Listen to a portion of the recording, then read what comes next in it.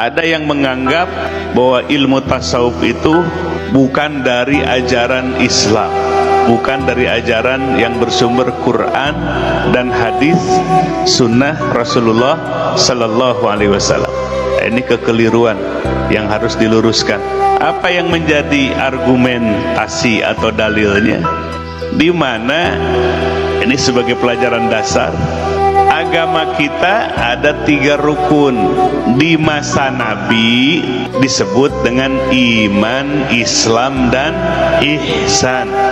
Jadi di masa Nabi Jibril mengajarkan, ketika itu Jibrilnya menjelma menjadi seorang laki-laki, di mana penampilannya disebutkan dalam hadis itu rambutnya hitam legam, gamisnya rapih, seperti tidak menunjukkan bekas bepergian yang jauh. Nah, Jibril mengajarkan iman, Islam, ihsan.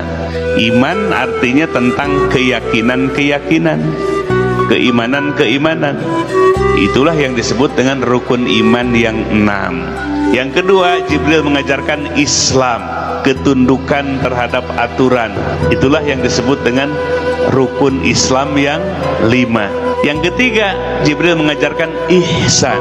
Ihsan ini adalah anta'budallah ka'annaka taroh fa illam takun taroh fa innahu yarok.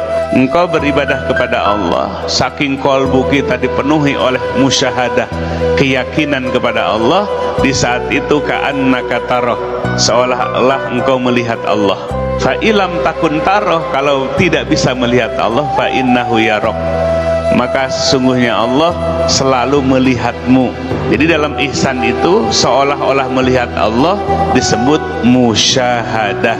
Musyahadah itu penyaksian, bukan melihat tapi penyaksian. Penyaksian oleh kolbu kita. Atau yang kedua, muraqabah, merasa dilihat, diawasi oleh Allah. Jadi di masa Nabi nggak ada, jangankan baik ilmu tasawuf, ilmu tauhid dan ilmu fikih pun nggak ada di masa Nabi. Istilahnya, ajarannya ada, tapi tidak disebut dengan istilah ilmu tauhid, ilmu fikih, dan ilmu tasawuf. Yang ada istilah nama iman, Islam, dan ihsan. Di abad kedua Hijriah, para ulama ada yang istighol, tajarrud, berkonsentrasi dalam bidang iman, tentang kepercayaan, tentang keimanan. Akhirnya disebutlah ilmu yang membahas tentang keimanan itu, iman itu, dengan istilah ilmu tauhid atau ilmu akidah. Ilmu tauhid atau ilmu akidah. Konsep-konsep yang muncul seperti Asy'ari dan Maturidi. Konsep Asy'ariyah dan Maturidiyah itu konsep tentang keimanan atau ilmu tauhid atau ilmu akidah. Jadilah konsep ilmu tauhid. Yang kedua, Islam rukunnya 5, syahadat, sholat, dan seterusnya. Ada ulama yang istighol wa tajarrud, mengkonsentrasikan dalam Islam ini tentang syahadat, tentang sholat, tentang puasa, tentang haji, umroh. Maka pada akhirnya memunculkan satu disiplin ilmu dengan istilah ilmu fikih. Muncullah di abad kedua Hijriah namanya madhab fikih. Madhab fikih itu banyak, hampir kurang lebih 17 madhab. Tapi yang sampai bertahan sampai hari ini hanya 4 madhab. Yang lainnya tidak ada pengikutnya, atau sedikit sekali pengikutnya. Tapi yang banyak hanya 4 madhab. Pertama madhab apa? Hanafi.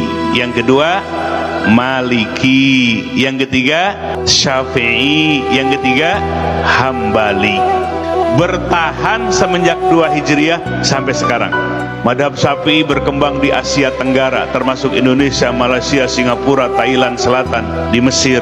Madhab Maliki banyakkan di Afrika, di Maroko, di Algeria, Aljazair, sampai ke Libya. Tuh, itu madhab apa?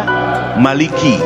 Madhab Hanafi banyak berkembang di Pakistan, di Turki. Kemudian madhab Hambali berkembang di Saudi dan di negeri Syam, atau Suriah dan yang lain-lain. Lalu yang ketiga, ada ulama yang konsentrasi, yang spesifik mengkaji tentang ihsan. Ihsan itu urusan kolbu, bagaimana supaya bisa musyahadah, menyaksi kepada Allah, atau muraqabah, bagaimana rasa supaya kolbu kita merasa diawasi oleh Allah. Ihsan itu domainnya, ranahnya, wilayahnya kolbu. Bagaimana supaya kolbu kita pertama musyahadah, menyaksi kepada Allah, atau yang kedua muraqabah, merasa diawasi oleh Allah. Siapa yang tahu kolbu orang? Ya, ini berdekat-dekatan duduk, tahu nggak isi kolbunya kemana? Tahu nggak? Enggak, misteri. Allah mengetahui gerak-gerik kolbu kita, buruk sangkanya kita, baik sangkanya kita, hasadnya kita, bersyukurnya kita. Itu wilayah-wilayah kolbu. Tawakalnya kita, keimanan kita yang tumbuh dalam kolbu, mahabbah, kecintaan kepada Allah dalam kolbu, Allah mengetahuinya.